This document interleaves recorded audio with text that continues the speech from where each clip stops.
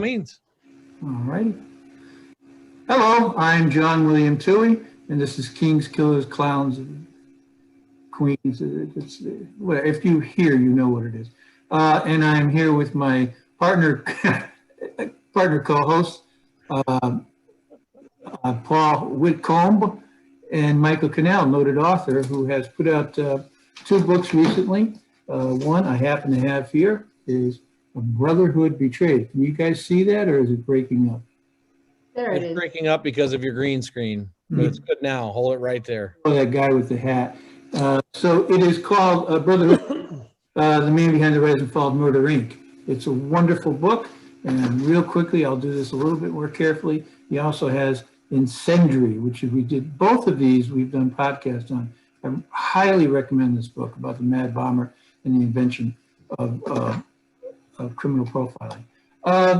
Today we have David Whitwer, who is a professor of history and American Studies at Penn State, and the wonderful Catherine Rios. Rios is correct, right? Yep. All right.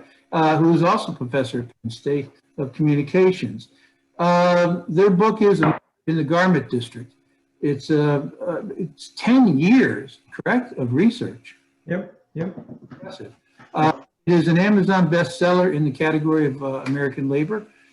And later on, at the end of this tape, you'll be able to get their email address and so forth, where to reach these people. David, let me start with you, or when I say David, I mean Catherine did. So you start in 1949 with the murder, really, of a union organizer, William Lurie. Lurie. Yeah. So can you give us a start? What's happened here? Well, I guess, you know what, I'm sorry. The first thing I wanted to do was, so many people who watch this show don't know about the Garment District. I mean, I barely remember it. Cover that first. Okay, so basically the Garment District is this area, and it moved over time, right? By the time we get to the 1930s and 1940s and 1950s, it's moved up to Midtown. And so if you've been to Manhattan, then you've gone along perhaps 7th Avenue. And that was right in that stretch of what was the Garment District. So 7th Avenue between, say, 42nd Street and then down to the 20s. That was the heart of garment manufacturing in New York, but really it dominated garment manufacturing in the US as well. And so 7th Avenue was the kind of showroom place. And so you'd go and you'd see the big design firms, and they'd have those big windows and displays. But if you went off on the side streets, say 49th or 48th or 47 or into the 30s, these are these narrow little streets like what you see behind you, right? And in those streets, you would have, say, 10 or 12-story loft buildings, they'd be called. And in those buildings would be these small manufacturing shops of maybe, say, 20 to 40 or 50 sewing machines and sewing machine operators. And in New York, you know, this is back in olden times, New York, when it really was a center for manufacturing. In New York, as it turns out, the ladies' garment industry and the garment industry in general is one of the biggest employers in the metropolitan region. I have a stat that says mid-century, so 1950. It seems kind of hard to believe, but that In Chinatown. of women's dresses. So within the Garment District in Manhattan, also there was predominantly legitimate businesses that were unionized, but then there was one on 35th Street that was kind of mob-controlled non-union firms, and they were concentrated in this area. And the site of this murder that happens, that launches our story, happens in that part of the Garment District, and they refer to that as Chinatown. So it's different from Chinatown of New York City. It's Chinatown Garment District, and it referred to this really rogue set of firms that operated completely under mob control and non-union. Yeah. And by that time, it had fallen into the hands of a guy. I'm surprised. He replaced Johnny Guisto, was the mob boss who had taken over, or Ben Marcy? Ben Macri? Macri? No, Johnny Guisto and Ben Macri were the two guys that were charged with who killed Will Lurie. But the predominant mobster at the time was a guy named Abe Chait, but he was not a high profile. He was not a flamboyant character. He was very much kind of an under the radar business guy running the non-union shops, and he was connected to trucking. Dave can talk a lot more about him. He took over for who was like over after who was in control. So he takes over from Lepke Burkhalter. And so there we tap into Murder Inc., right? And so Lepke Burkhalter ran essentially what we think of as the Jewish mob, but it wasn't ethnically restricted, right? And so they worked very closely with Albert Anastasia, and that was a sort of partnership behind Murder Inc., at least as I've always read it. And then essentially they're the dominant influence, Lepke Burkhalter and Gura Shapiro, his number two. They're the dominant influence in terms of organized crime in the garment district. And then under Dewey, right, they end up going to jail, and Burkhalter is executed. I believe it's in 1944. And so Chait comes in as a replacement. And Chait is then the dominant Jewish gangster in the garment district. But you also see by this point, right, by the time we get to the late 40s, early 50s, there's a kind of, it's never formally delineated, but a kind of formal working together between Chait and the dominant Italian-American mafia influence at the time, which is Thomas Lucchese of Lucchese crime family. And then Anastasia, who's tied to the murderers of Wilbury. Anastasia is essentially the guy coming in. And he's moving in from where he was the dominant influence, which was the Brooklyn waterfront. And he's exerting more and more influence in the garment district. Right.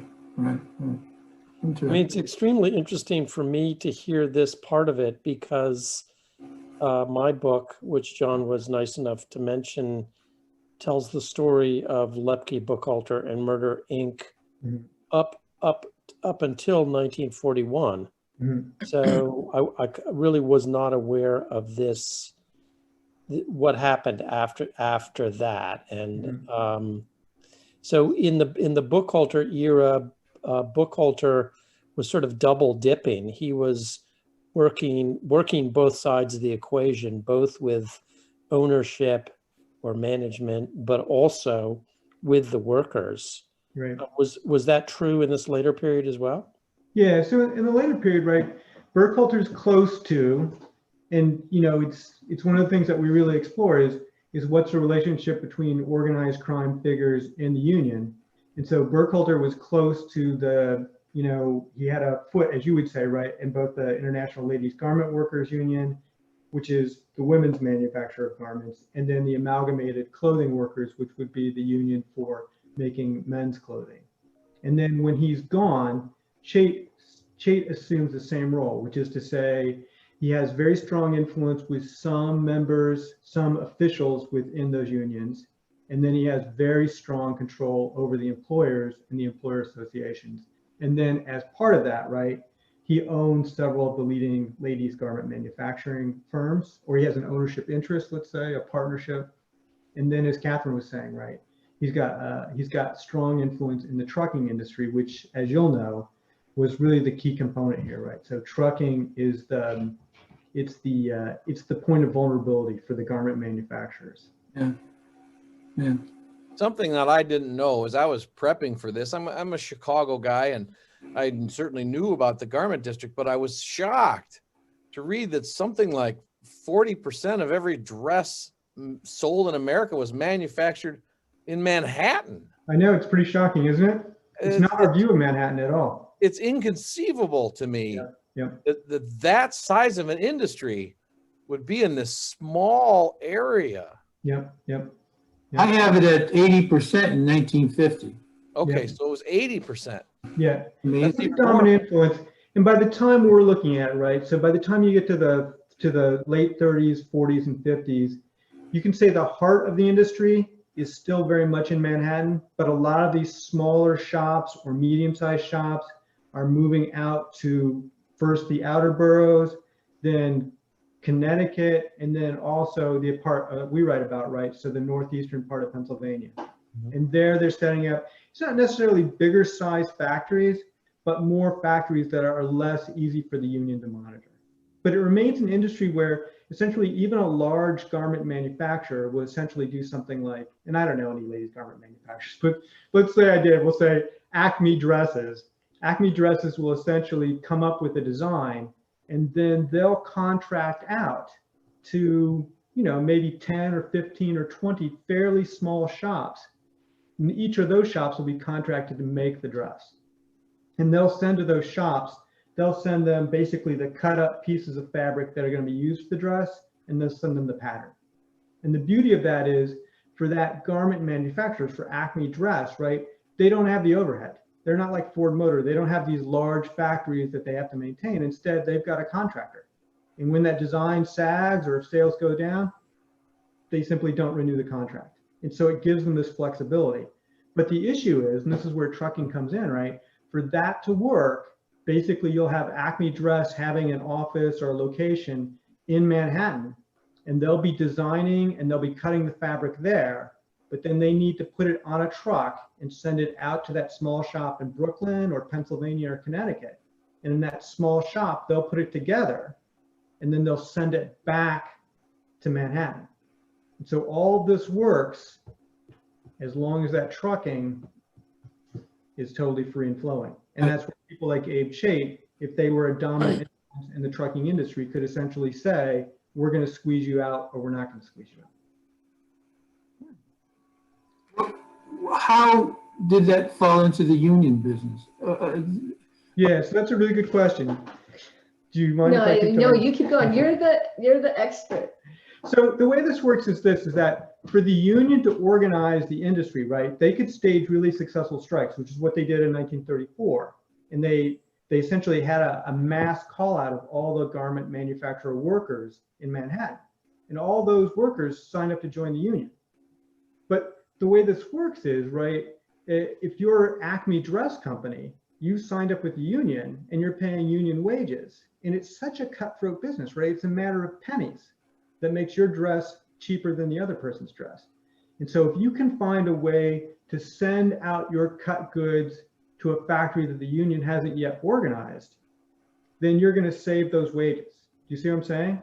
Yeah. So from the union's point of view, what they need is the guys who deliver, who use those trucks, they need them to not make deliveries to non-union firms. Right. And they need them to report to them where they're sending these cut goods. And so when someone like Abe Chait or before that Lefty Burkhalter, what they do is they tell Acme Dress, they say, we can protect you from the union. We can make it so that you can send your goods out there and the union won't know you're doing it, and you can bring them back and the union won't be able to stop it. And in return for that, what we want is a share of your profits, a share of your earnings. And it's a weird thing. Let me just take this one more step further. It's a weird thing because for this to work, this is one of the key things that Catherine and I came up with. For this thing to work, for Lefty Burkhalter or for Abe Chait to make money, it only works if in fact the union's strong. You see what I'm saying? There's only a real benefit to undercutting the union wage structure if most of the industry is unionized. And so what the FBI reports will show is there's sometimes where they'll refer to Abe Chait's group, but before that Lefty Burkhalter, they'll call them the union mob. Because in fact, in an odd way, they're supporters of the union too. Sure. You had to play both sides of the fence in order for it to work. Exactly right. Can I ask about the in terms FBI? of Chicago construction industry, I'm sure it's the same way it is in New York. Essentially, the mob works with unions to support the construction unions, but they only do it because there's real benefits by then charging contractors to let them get around the union wage structure. Well, Can I ask about the FBI part of this, part of your research? I mean, I've gotten FBI files through the Freedom of Information Act. I assume that you have as well. I found it to be surprisingly unproductive and sometimes frustrating. Can you just talk about what your research was like in regard to the FBI and other government sources? Yeah. So I'm sure you've experienced the same thing, right? And so you file, first you can't just file for a person's name because that won't really give you the FBI file that you want. So you have to find the FBI file case number. And that's a somewhat circuitous process to say, I want to find out about Lefty Burkhalter's operations or Abe Chait's operations. You need to find a nice juicy case where they were pursuing it for several years.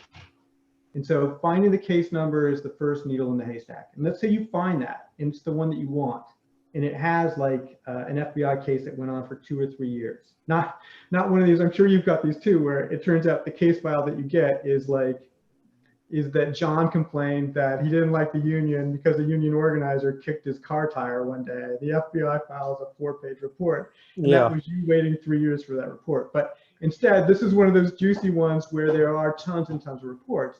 So then what they'll tell you is, congratulations, then I would say that, but they'll say, we have the file and it is extensive. And just so you know, you have a choice. If all you want are the FBI summaries of it, we can give that to you in 2 or 3 years.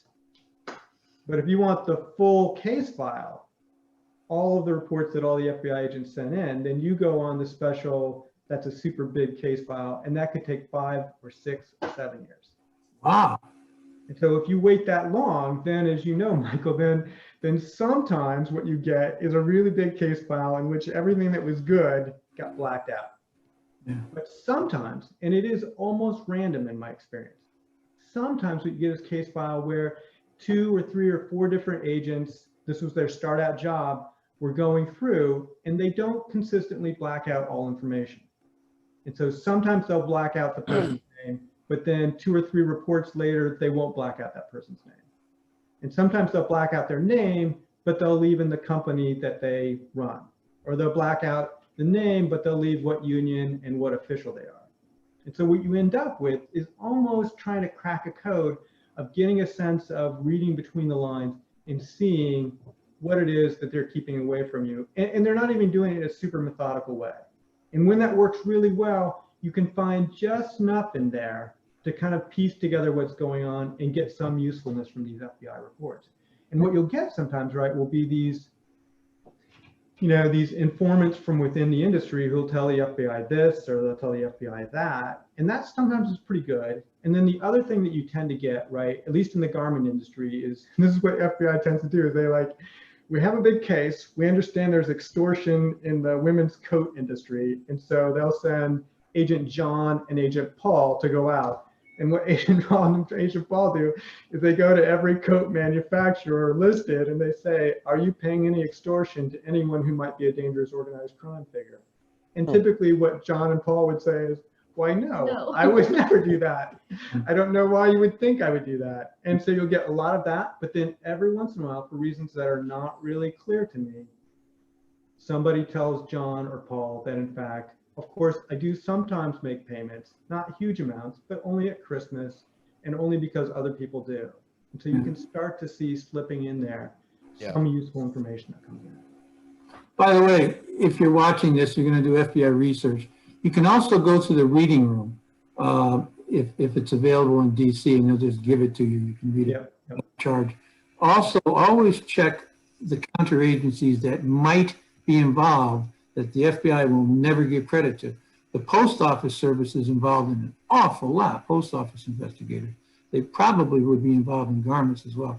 And thank you, God, here, I'm going to blow this forever, but the Postal Service doesn't black things out. I have no idea why. So you've had good luck with Freedom of Information Act requests from like the Postal Inspectors Division? Well, yeah, but you know what? I worked in the National Archives in Suitland for years, and I have friends around, and but I've had very, very good luck. That's good. That's good. I remember years ago I sent something to them and I got back a not particularly helpful response from the Freedom. Yeah, they're not very good at what they do, but the files are wonderful. I mean, there's a lot of diamonds there. But you know, there are acts of stupidity. When I was looking into the mob murder of Anton Cermak, the mayor of Chicago, the Secret Service case, it would be the Secret Service, filed under Justice, and Secret Service is under Treasury. And so I thought there was a great conspiracy when I finally got it. But one last thing, always ask for the field notes. Right. That field notes, and the field notes in almost all the enforcement agencies are informal. It's what an agent really feels or believes. Exactly right. Exactly right. Go public. So. Yeah, that's the stuff that I like. Yep. I was just telling Catherine about your Secret Service, your research into Secret Service files for Cermak. That was really a major coup. That really changed the very nature of the TUI history in a really significant way. I thought that was very impressive. Murder of Cermak. Yeah. Yeah, Not as is often depicted, right? The attempt to kill FDR that then mistakenly, accidentally killed the mayor of Chicago right next to him. Yeah. pretty far from that, actually. Yeah. If you read the Chicago Tribune the day before, they're actually saying goodbye to Zang. I mean, the mob, it's all laid out, but no one's ever put the pieces. That's cool. I'll give you back the floor, but since we're on it, I went to the prison where he was executed within 14 days, and they gave him a real estate attorney for his defense. And there was this horrible little Vietnamese lady behind the counter. It's in an old Quonset hut where they have all these records. And I've never actually hit a female, but I came close. She was making me crazy, and I was sweating, and it was hot. And finally, I said, Zangara. Oh, and there they were, 2 boxes that had been closed in 1934. Wow. Sitting on the shelf with his diary. Wow. To see all that, yeah. It's a lot of work. If you want to be a nonfiction writer, this is a good lesson for you. Yep. To do. You have to dog it in these things. But there's all the glamour that comes with it. Nice. Yeah. Like All the these glamour and all the podcasts. pay. Huh? All the glamour and all the paychecks. Yep. Yeah. David and Catherine, can you talk a little bit about what your research and writing collaboration was like? How did you work together? Well, okay, so we're married. So the origins of our collaboration is that the research that Dave does is who David is. So everything is we're enmeshed in labor history. We're enmeshed in these research files. But essentially, when David started working on it, was the Pegler book, right? Mm-hmm. So he started bringing in, my observation of his research methodology is that he starts following threads, and he casts out those FOIA requests and starts tracking down, kind of adjacent sources for content that he, is going to provide less redacted material or something. And he just kind of casts this net very quietly. But I'm here in the house and I'm seeing, all this material. And when I had a sabbatical, and he had by this time gathered over 10,000 pages of research material, and we had been talking about what was coming in and what he was finding, and the events that were happening, and it was really it was very confusing. There was so much material and so many names and so many people and so many different power dynamics, and it was kind of for me, the garment district was this dense ecosystem that was just a tangle of power, and just trying to kind of sort through all of that. So he had, over 10,000 pages of material. I'm there with a sabbatical on my hands, and I started sorting through the material. So he's like the detective, and I'm kind of like, I don't know what I am, but I sort through stuff and I organize stuff. And I started seeing patterns in the material that he had brought home. And we just, talk about it all the time. So these patterns, whether or not they would bear fruit, if there was a structure that was emerging, we could test it out on each other very informally. And then, there was a point where I think it was the Rizal stuff, where the patterns and themes that were starting to emerge organically from this, disorganized material was reinforced by a piece of research that you did. So we had been kind of finding this emerging themes, and then all of a sudden the documents that were coming in were reinforcing our interpretation. And I feel like that was a turning point for me, where I was like, there is a story here. And these things that we had thought were connected, there's a connection. And this pivotal moment is the thing that cements those connections. And that's when it was just, so we work together in this weird way. He's like the historian and the detective, and he gathers all the material and he provides all this great analysis.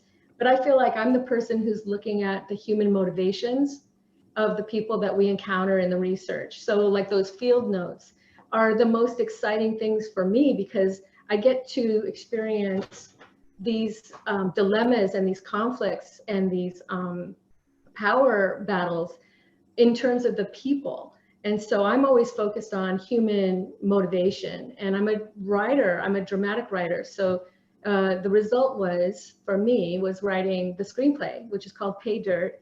And then that had really already, that was a reflection of the structure of this book, The Murder in the Garment District, which is the kind of historical political history of the same narrative arc. Only Pay Dirt is the human-based, character-based events in a dramatic form, and this is the political history. By the way, Catherine's also written a screenplay about Roger Toohey. So. Yeah. I'm sorry, Michael. What? No, I'm sorry, I interrupted you. I was just going to say, so Pay Dirt came out of the same material. Yeah, you could literally out of the same boxes. That's amazing.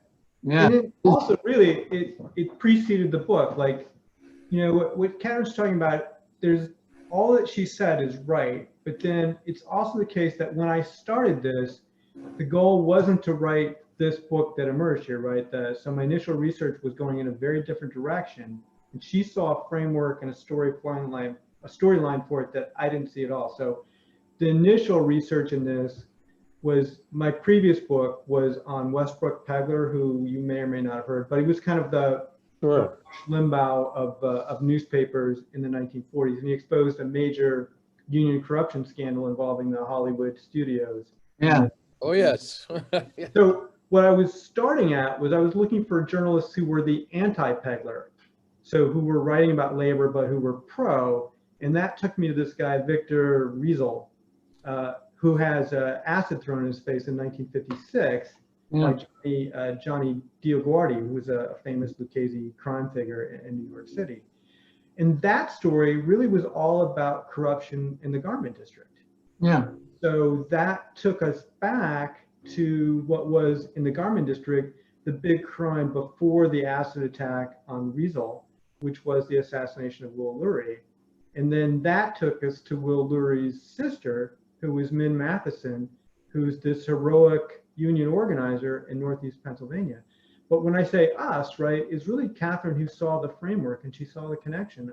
I wouldn't have seen them at all. So she really comes up with the narrative outline that really becomes the book. Yeah. I have a comment before we leave New York, though. The finesse. Most of these mob operations do not have that finesse. That's fairly complicated. Working with the unions to up the prices. They usually aren't that light-handed. It's usually pretty thick-fisted when they come in. So, Can I speak to that? Sure. So I feel that this was a really pivotal moment for mobsters. They had this window to enter into legitimate business. And the garment industry actually was kind of a threshold potentially for them to do that if they could do it. I mean, Johnny DioGuardi had business cards made up of him, that claimed his title as the labor relations specialist. And Abe Shea, I think he worked really hard to try to protect and separate his mob activities and the perceptions of him as a mob boss with the perception of him as an industry leader. And I feel like this was something that was important to organized criminals in the 50s, where they had gone through the slugfest of the 30s and 40s, and they wanted to transition into a more legitimate enterprise. And I see that effort in the stories that we uncovered in the research. Yeah. I'm not sure if it's validated by anybody else's research, but that's how I interpreted a lot of what I saw. In fact, DioGuardi would make comments like that when he was put under pressure. That he was. What was his one famous quote about? Oh shoot, I'm blanking on it. So when DioGuardi's like 17 or 18, if you know who he is, he's like he ends up being sort of paired up with Jimmy Hoffa, we think of, and he's the guy who Capo and the lazy crime family that we think ordered the acid attack on Riesel. But in 37, he's like a 17 or 18-year-old, and he's helping his uncle Jacob Blue Mary organize a trucking association, which is the Garment Truckers, and they get indicted for extortion by John Dewey.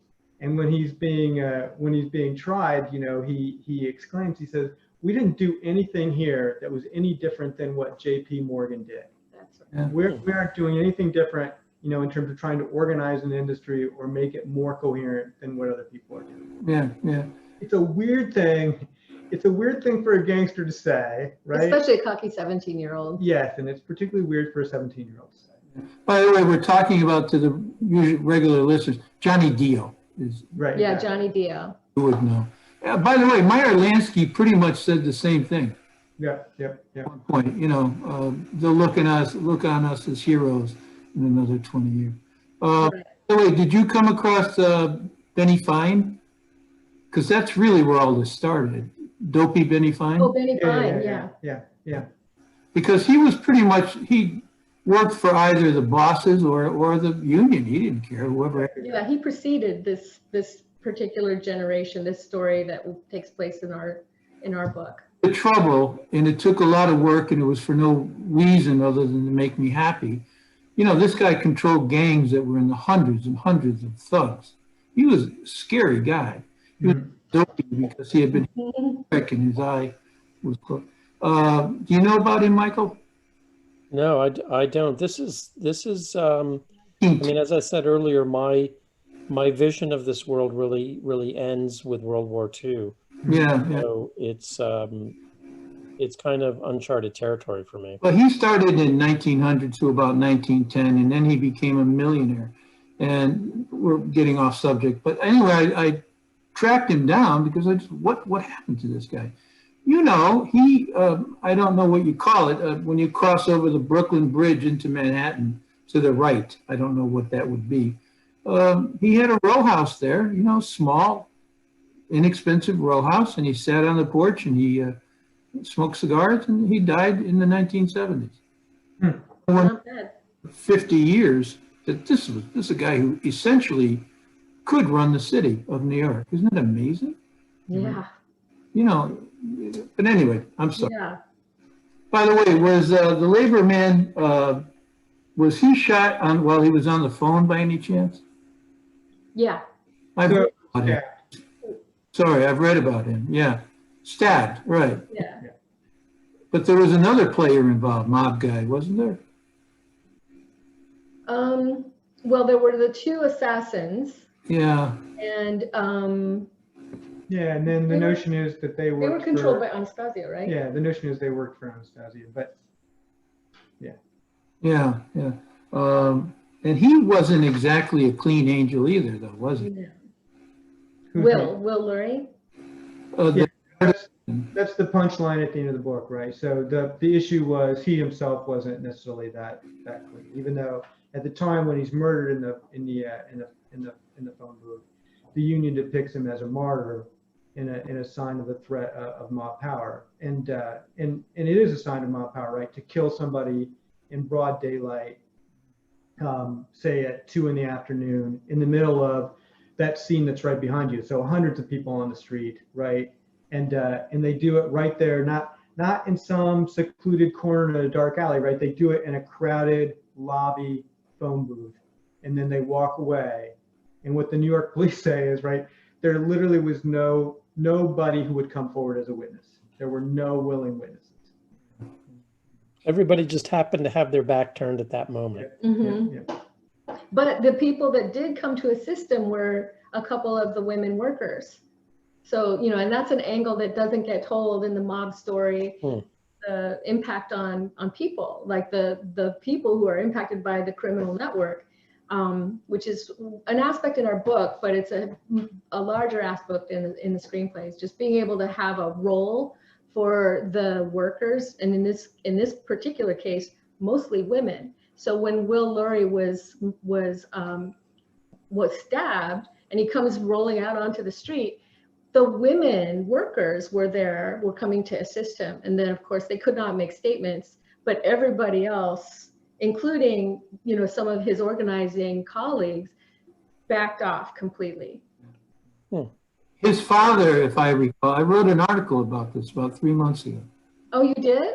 Yeah, I write about, at some point I will write about everything. Okay, cool. He's a fascinating character. His father was a union guy, right? His father was a radical union guy. Yeah.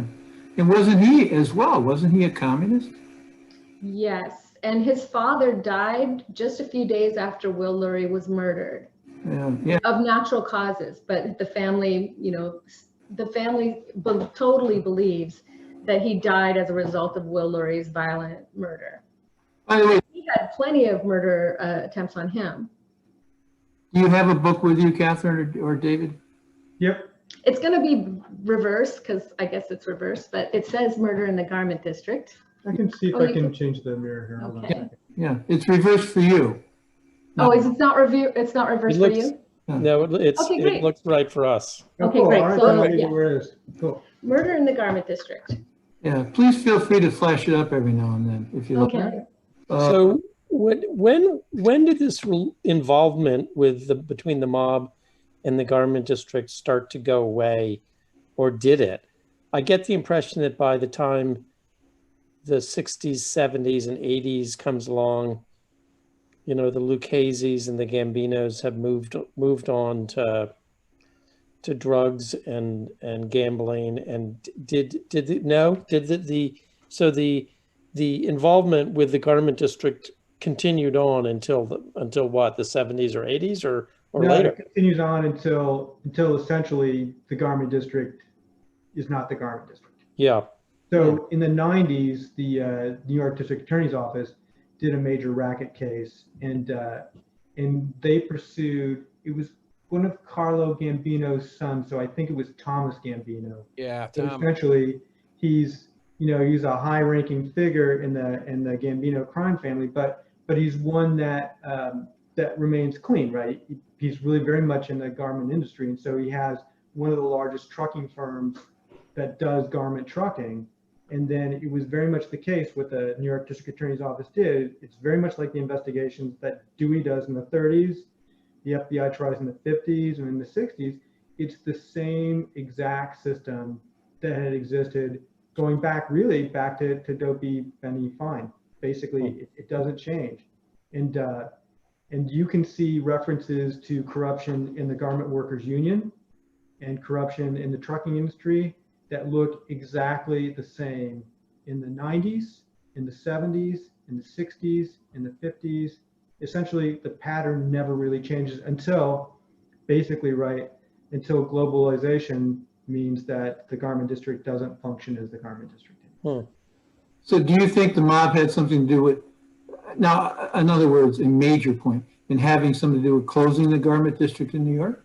No, I don't. I mean, I don't think so. I think globalization destroys the garment district. Yeah, because you can point the finger at them and say they've destroyed the docks in New York. It just got to the point it was silly to go there. The fish market, Giuliani, they burned it down, parts of it. I know there's another industry they closed in New York.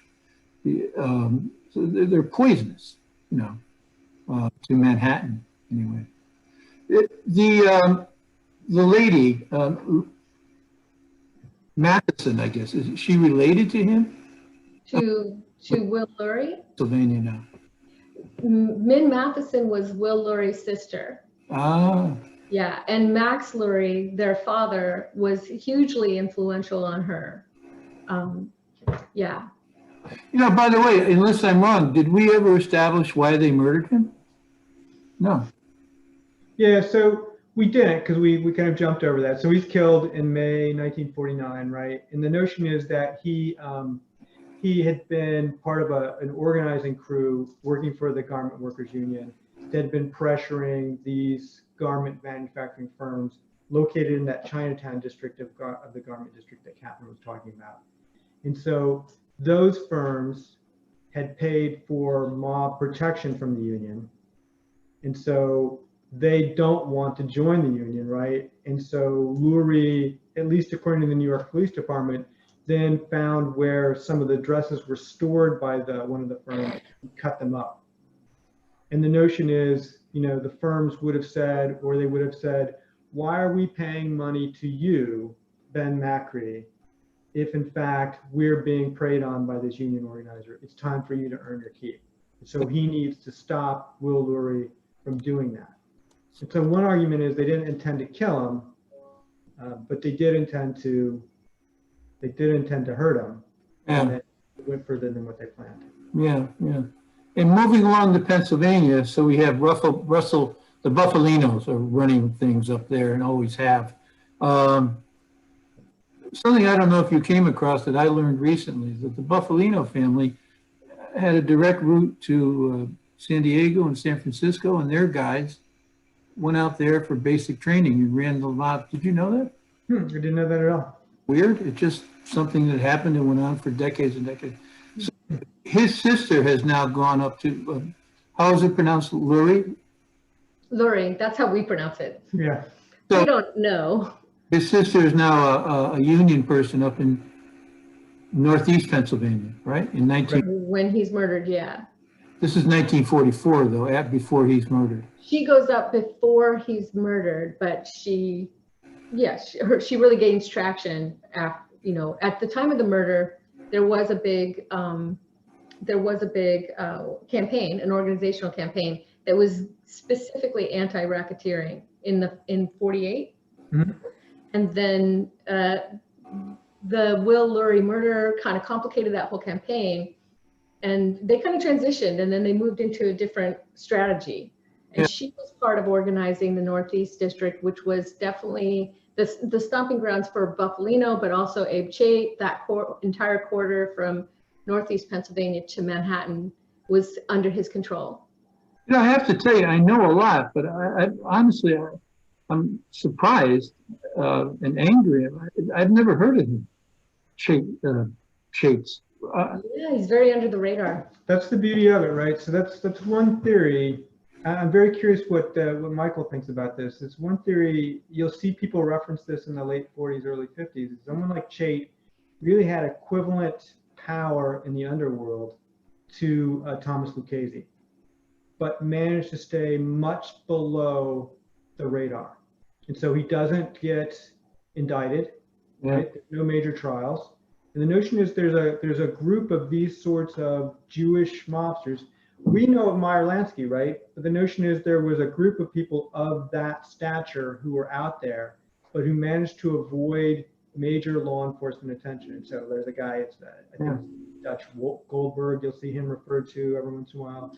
And these sorts of guys were very, very influential in the garment district and in other rackets, but they don't get the press, they don't get the attention. They also therefore don't get pursued by the high profile prosecutors, and they essentially get overlooked. But I think, it's due to his craft, his cleverness that's how it played out for him.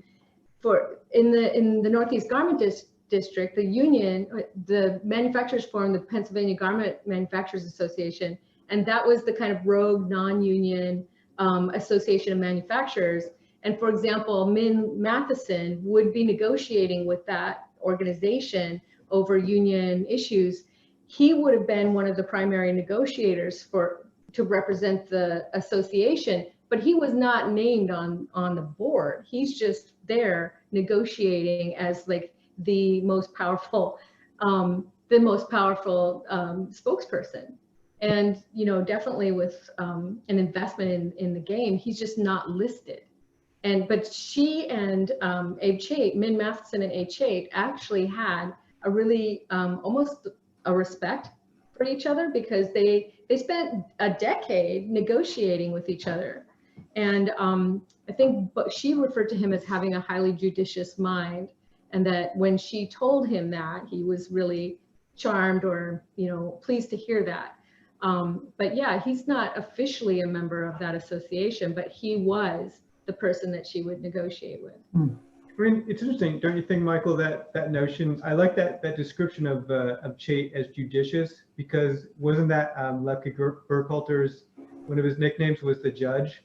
Yeah, that's it. That's exactly right. In fact, I was gonna say that the description you've just gave really would would fit Lepke Buchholder as I understand him.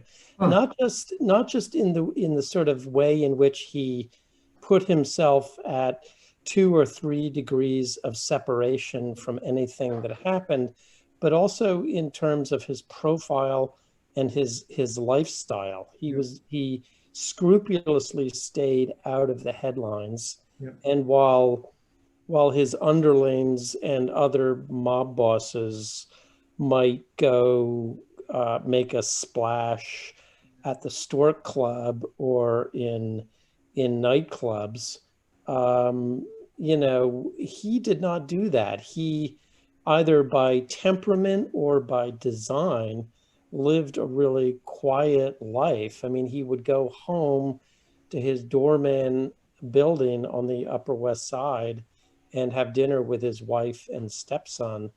And, you know, he would have 1 drink, never more than 1 drink, I understand. And he would play Scrabble at night, you know. It's interesting. He was almost invisible in that way. Yeah, isn't that interesting? You know, I think Paul can tell you that in Chicago, there's a long history of ghosts, people who are enormously powerful, but they just don't exist. No doubt about it. And you talked about it, a part of what they called the Jewish mob, which of course was multi-ethnic. That was a national organization. Gus Russo has a book called The Super Mob. Talks about Sidney Korshak and these people and how incredibly powerful they were, but never were in the headlines. So what you're saying really, really resonates with me, because I've come across the same thing. Yeah, and I think you're right to see those connections, right? So you have Korshak, and then you also have like a Paul Red Dorfman, right, in Chicago. And then he has ties. You can see links between him and equivalent Jewish mobsters in New York. But again, it's always below the radar. You'll see some references to a meeting, or someone gets, so see my friend Dorfman if you need this in Chicago. But you don't have the equivalent of an Appalachian. You don't have the equivalent of any sort of major expose like that at all. No, and their influence on our culture and our economy was just stunning. Weiner, what's his first name, Paul? Irv Weiner. Irv Weiner is especially one of the last people Jack Ruby spoke to. But Yeah, that's right. Yeah, I'm not a conspiracy guy, but for the life of me, I cannot understand why a lowlife like Ruby actually got through to somebody. You know, Werner was way up there. He wasn't going to be concerned with dancers' hourly wage, but anyway. Doesn't make any sense. Did she have problems with the Buffalino family? So she did have problems with them, and when they were in their active campaign against those last firms that were holdouts in 1958, she pressed really hard, and he pressed really hard back. And she did have some threats to her family, and they had a paint bomb thrown to her house. But one of the things that I think is interesting about her and the situation with the power dynamic between the union and the mob was that one of the things that that you can see in the oral histories of the organizers and the pickets and the ILGW was that they were women, and so they completely disarmed the typical strategies of the mobsters and thugs. And it was handled, but like the mobsters would threaten the men, but they wouldn't know how to handle a bunch of hysterical female pickets. And the pickets would perform to that expectation. They would go into a situation where they were terrified because they were facing known mobsters who had been attacking people within their community for generations. And, people were getting bombed, and they would go in and just screaming and yelling and being hysterical, or bringing their children to the picket. And it wasn't a strategy or a tactic that was recognizable to the mobsters. And you know, they would push back on her, but her tactic was to be so public and so vocal and make her pickets so such contributing members of the community, high profile contributions and campaigns that would get them involved with the community in Scranton and Wilkes-Barre. And that raised their profile, which raised their credibility, which when they were put in opposition, you know, when they were in a conflict with the mob, they could garner public sympathy. And so it's very interesting to look at them and how they managed to kind of push back against mobsters. Because the mobsters really would, it's in the record of some of their testimony, they really would be like, you know, bring your men over. We know what to do with the men and we'll kick their asses. But they really couldn't do that with the women. They would, and things did get physical and women did get beaten up. But it seemed like it was kind of like they didn't want to take that route. They didn't know, especially initially, they didn't know how to handle this conflict. Yeah, I just did a quick calculation. There was the woman, Paul, that they set fire to as she sat in the chair. But Yes. she crossed the line. Estelle Carey. Yeah. What was her name? She was accidentally shot in New Jersey. Do you remember that? But there's really not that many mob women victims. Not a lot. You know? I mean, if you discount the Flamingo, whatever her name was, Bugsy Siegel's girlfriend. Right. Well, these women would, especially when things got really bad in the 1958 strike, very, very tense. And this strike lasted for a year. So this was a long running conflict. You know, these women would block the delivery trucks with their bodies, and they would be pinned against the loading dock by a truck that is gunning its engine. And the truck driver might be like, no, I don't want to have any part of this. But, you know, there's Anastasio's crew like pressuring them. Yeah. You can see now when you think about Lefty, right? And this low-key fella, Chayet, you can see where Murder Inc. makes sense. You know, in the frame, to them, it was orderly, it was businesslike, it was dispassionate. That's what they were, really. He may have had played Scrabble and stuff, but he was a horrible human being. That's a good quote. Yeah, that's about right. Asia and Costello was no better. Lansky, who belonged to the Book of the Month Club, was another monster. So it puts things in perspective. It puts Michael's book in perspective. Mm-hmm. Which they're like any other organization. They are a mirror of a corporation. Yeah. Fulfill the roles of a corporate organization. Let me ask you, how do you write do you both write? We both write, yes. Yep. No, I'm sorry, I meant this book? Yeah. Really? Yeah. Wow, how's that work? Yeah, well, it'll be different techniques. Like she might create the frame and then I'll write it, or I might write it and then she'll go through and then she'll take her pass and tweak it. And so one person might take the lead on one chapter and the other person would take the lead on the other, but then they would go through and they would or would not make changes to what the other person wrote. Michael, have you ever done that? No. I haven't. I mean, I just want to say that I admire your ability to collaborate, because I know the collaborations are often difficult, particularly perhaps, I don't know if it makes it easier or more difficult or both if the collaborators are also partners in life. Mm-hmm. But I admire you for your ability to do that. So would you have Google Docs or something like that, and then you just take turns picking up a shared document? Yeah, we would use, the Penn State had like a box, which was like a kind of, what was it, online storage? Yeah, it's online storage. And so it's not Google Docs, but it's very similar to Google Docs in the sense that one person would make the changes, and then you could see edits and you could choose to accept or not. Yeah, we would track. If you go into any given chapter, you can track all the changes, and all the box automatically saves different generations of documents. So you never have to worry. You can go back in and tweak away and then revert back to an earlier. And sometimes we would do that for David to pull out an article, you know, from the material.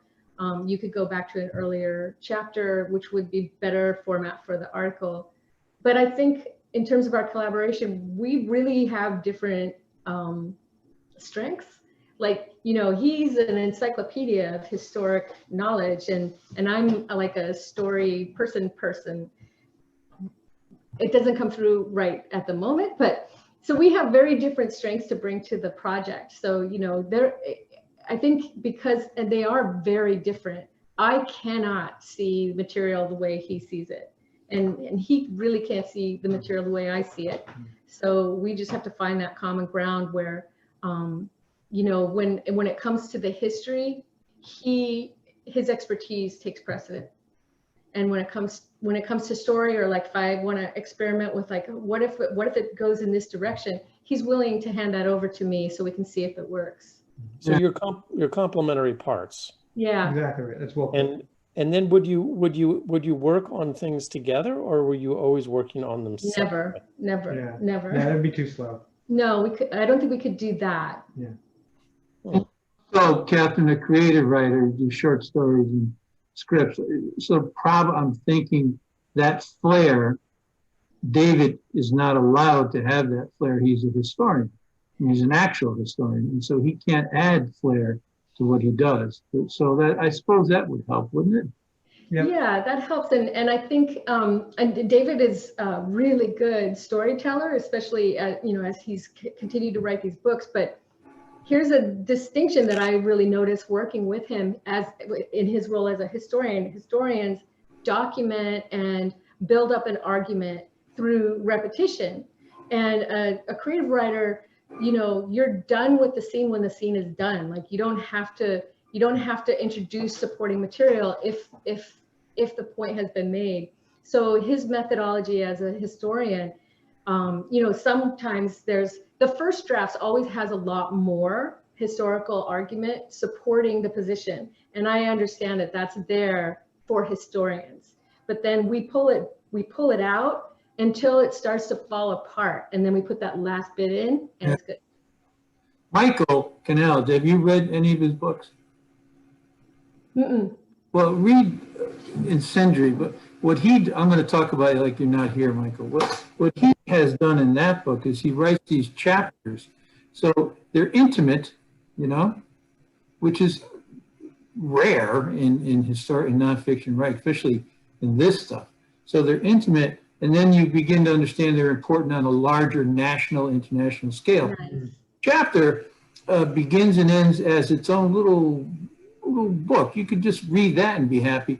But then he's got this knack, the ability to push you into the next chapter, cut it off so you don't carry the last chapter into the new one. Nice. I'm gonna look forward to reading it. Yeah. Well, thank you. I'm flattered by John's reference to that book, and flattered by your interest. I feel like I did a lot of research, nothing like the amount of research that you two did. But when people have said to me, "Oh, you did so much research," my feeling is it's a lot easier to write the book if you've done a lot of research, right? And it's like That's true. you can make a much clearer picture if you have a lot of pixels. What seems hard to me is to make the picture without the pixels. Yeah. That's a good metaphor. That's very true. That's very true. Once you understand it, I've actually done research for a few years, put it aside for a year, mulled it over, and then sat down and wrote it because it's just easier. It just flows out because I've had all that time to understand it and take it all in. I don't research and write. There are people who do that though. Yeah. David, you wrote 2 other books, and I don't have it here. I'm sorry. What were? So my first book was on corruption and reform in the Teamsters Union. And so it takes the Teamsters from its foundation in the late 1890s up to 1970s, up essentially to Hoffa's disappearance. Yeah. It looks at what what patterns and forces made corruption endemic in that union, and then what were the efforts within the union and outside to reform it, and to what extent did they succeed, and to what extent did it become, or why did it become very difficult to cure the union of corruption? I'm curious. I ask you to go into long detail, but what's the quick answer? I'm curious. The quick answer is there's two things. One, it's the industry that they organize. So local trucking tends to have endemic collusion and corruption to control competition. So Chicago is a classic example. And so when a union comes in that, just like when a union comes into the garment district, they have to make accommodations with organized crime. And then the second issue is the nature of trucking is such that the workers are dispersed in very separate, different work locations. And strikes tend to be just a matter of a few sort of, you want to strong arm people to win the strike. And so it's different from, say, auto workers union or a major factory union, where workers work all together in the hundreds or thousands. And so to form resistance and a reform movement of workers in a large factory, and where you need to mobilize them for the strike, that's much more possible than when they're dispersed in scattered job sites. Yeah. You see the way that works, and so reform is very difficult within that. Yeah. So you tend to see corruption in those kinds of unions. I never thought that Hoffa was personally corrupt, because he would have had a lot more money than he did. Then we get to the end of his life, and I can't go into, I've forgotten the details, but that land scam he pulled off in Florida for retired truckers. Do you know the thing I'm talking about? I do know what you're talking about, yeah. Thievery. It's just out and out thievery. Yeah. I don't know. He's a contradiction, isn't he? He is a total puzzle. That's the book I'm working on right now, is on the disappearance of Jimmy Hoffa. Oh yeah, that's right. Yeah. So one of the central things I was just writing, I'm giving lots of presentations about it for Penn State. And so that's one of the things I talk about. It's just that paradox, right? So on the one hand, historically speaking, he is our symbol of union corruption. So he's notorious as a corrupt figure, right? On the other hand, he's completely popular within the union by the members. And part of the notion for the members is that if he was taking money, he wasn't taking money in return for betraying the membership. So when he was doing it, he wasn't betraying them. Yeah. But it is problematic, right? So we do know that there were deals like that Florida land deal where he totally is screwing over Teamsters.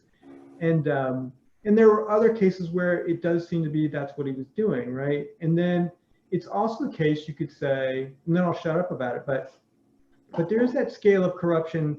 I remember I was at a seminar once where we were looking at all different kinds of corruption in different parts of the world.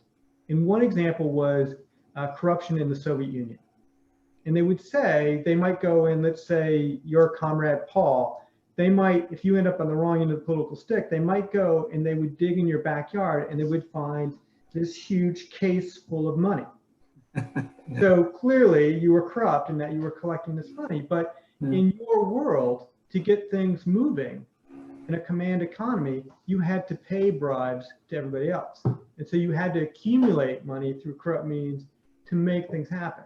And there's a way in which that was true for Hoffa as well, right? He lived in a very corrupt world where the police were corrupt, the judges were corrupt, the political leaders were corrupt. And so in a sense, if he was engaged in corruption, and because we know he's not leading a lavish lifestyle, it could well be case, that he was collecting this money to give him the resources to get done what he needed to get done. Sure. In those means. Yeah. But I'm early on, like I don't have all the answers yet, so I should learn. I grew up in the 1960s in a mill valley in Connecticut, blue collar, ethnic.